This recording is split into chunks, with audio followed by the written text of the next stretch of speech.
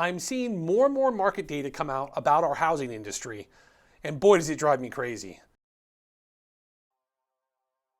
For our market to have a major shift, the most important thing we have to manage is supply. We have to really pay close attention to all the economic factors that's happening around us, which is a really difficult thing to navigate. Supply is going to come from three places. It's going to come from home builders, it's going to come from distressed properties like foreclosures, and it's going to also come from people that have to sell homes.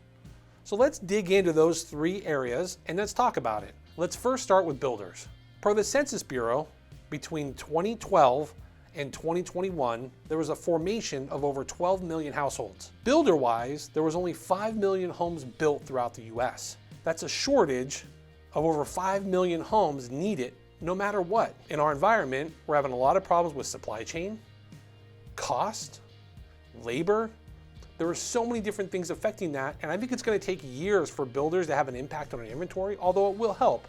It's just going to take some time. Let's talk about the second source, which is foreclosures.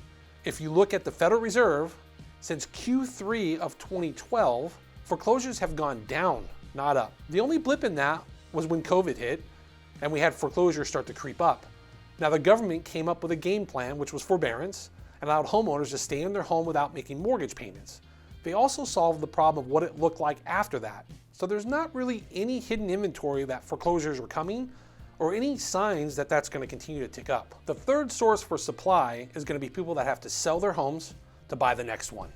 And that's really why we wanted to make this video today, because the lock-in effect could have impact on our housing market, not only for years, but possibly a decade moving forward. So let's take a little bit of time and talk about the lock-in effect and really what it means.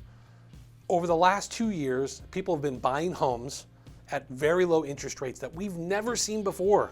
Per Redfin, over 51% of people have an interest rate below 4%. In our history in mortgages, we have never seen rates that low, and we don't know if we're ever going to see them again.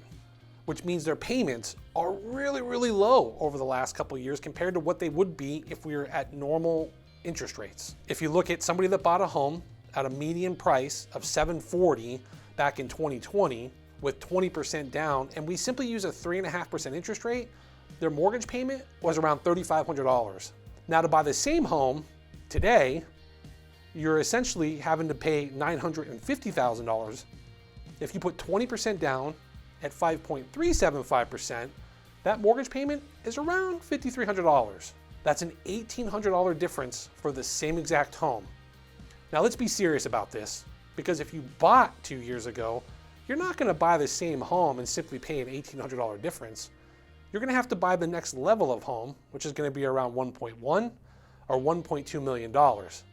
And that increase in pricing and increase in payment is pretty drastic. Homeowners are going to continue to guard interest rates.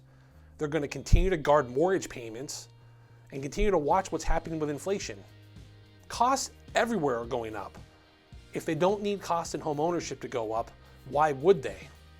Without those listings, we're going to keep inventory very, very low for a long time, and that's going to have one of the biggest impacts on prices and what happens moving forward.